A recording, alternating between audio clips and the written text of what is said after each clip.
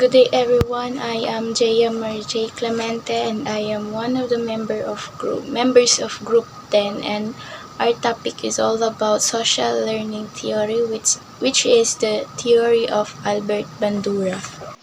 My topic is all about personality development, and isa sa objective natin kanina is paano nga ba malalaman natin kung paano nga ba nagde-develop yung personality ng isang tao according kay Albert Bandura. So malalaman natin later. So sa theory ni Albert Bandura is meron tayong observational learning. So observational learning is the process where a person's behavior changes as a result of being exposed to the behavior of another person, the model. So sa observational learning is merong model na ino-observe yung isang tao. So in other words is natututo tayo or nade-develop yung personality natin through observing other people. Halimbawa ako, meron akong model na nakikita or na-observe, and through that observing is meron akong na-adapt or natututunan sa mga ugali niya, which is nagagawa ko na siya through observing that person. So specific components of a model's behavior are called modeling cues. So such cues are present almost continually in real life. This can be like live or symbolic. So sa observational learning is meron tayong modeling cues, and yung modeling cues na yun is it's either live siya or symbolic. Kapag sinabi nating live modeling is that refers to observing models in the flesh or models that are physically present. So sa live modeling is, yun na yung model natin in real life or yung nakakasama natin palagi.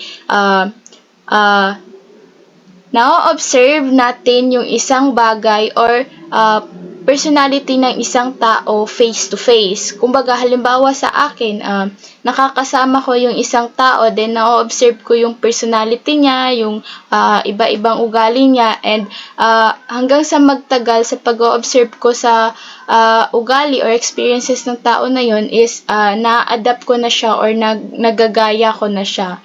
Kapag sinabi namang symbolic modeling, involves being exposed to models indirectly, example, through movies, books, or oral descriptions of a person's behavior. So, from the word symbolic siya and na-observe natin or na-adapt natin yung nade-develop natin yung personality natin through sa mga movies, sa books, or anything. Halimbawa, meron tayong Lodi Cake, sabi nga nila, meron tayong hinahangaan na isang artista or isang fictional character, and then through observing that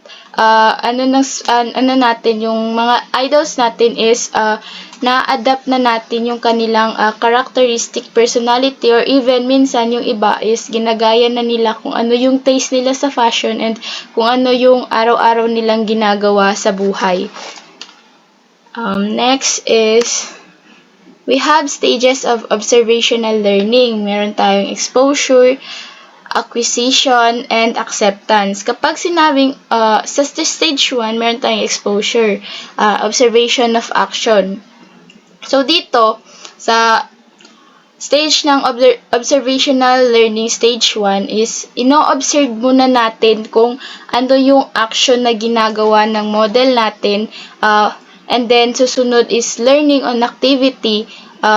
Nalalearn tayo kung ano, natututunan natin kung ano yung na-observe natin sa action ng isang model or nung taong na ino-observe natin. And next is acceptance, step 3. Whether or not the observer uses the modeling cues as a guide or for his or her behavior. So yun na nga, stage 1 is exposure, which is nag-o-observe tayo sa action ng ating model, and then next is acquisition, nagle-learn tayo kung ano yung ginagawa ng ating model, and then stage 3 is acceptance, whether yung yung isang observer is gagawin niya or matututunan, accept niya kung ano yung na-observe niya na action ng isang model niya.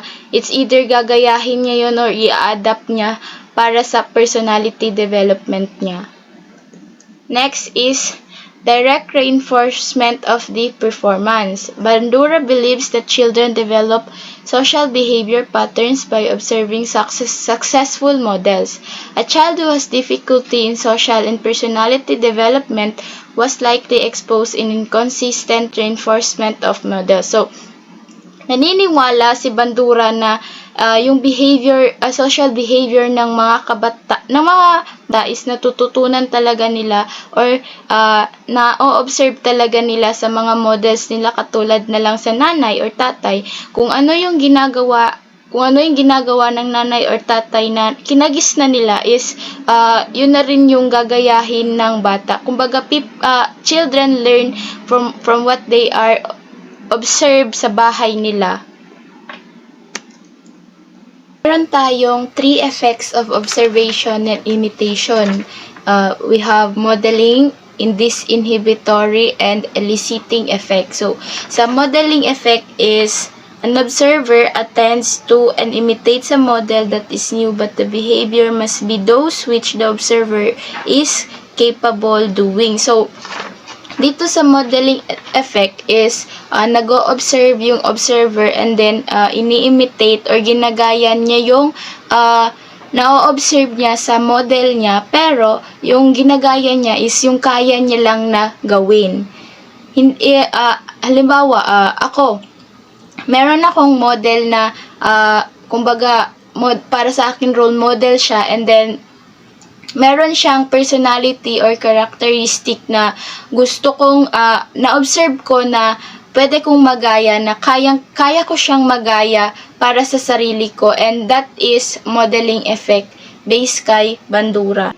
Sa disinhibitory effect is releases a whole class of behavior that is usually inhibited. So, according kay Bandura, kapag yung observer is, yung na-observe niya sa model niya is positive, yung effect niya is, sabi ni Bandura is, ginagaya niya or ina-adapt niya yung na-observe niya doon sa model na yun. Pero pag negative is, hindi niya i-adapt or i-inhibited niya yung sa personality or kung ano man yung na-observe niya sa model niya.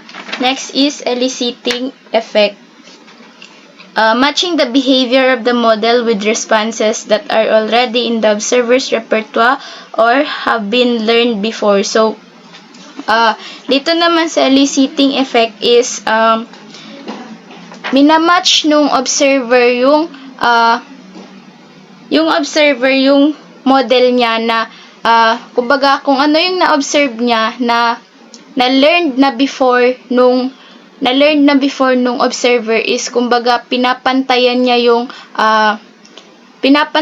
yung bagay na na-observe niya doon sa kanyang model.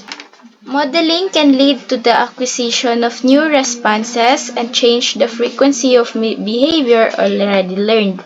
These are illustrated through aggression, moral adjustments, and delay of gratification. So,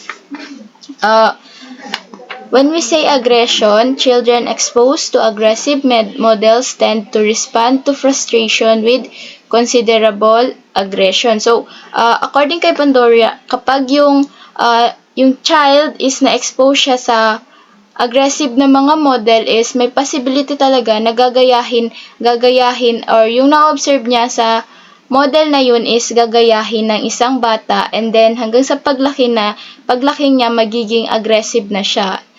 While equally frustrated children who have observed models display inhibited behavior are relatively less aggressive and tend to match the behavior of these models. So, kapag aggressive yung model ng isang bata is magiging aggressive din siya. Pero kapag yung bata is yung na-observe niya na model is display inhibited behavior ay mas less aggressive sila, and imamatch nila yung behavior ng kanilang model or gagayahin nila kung maganda yung ng kanilang model personality. Next is moral judgment. Reinforcement patterns play a vital role in the development of self-control. Positive reinforcement increases the frequency of aggressive responses. Lastly is delay of gratification.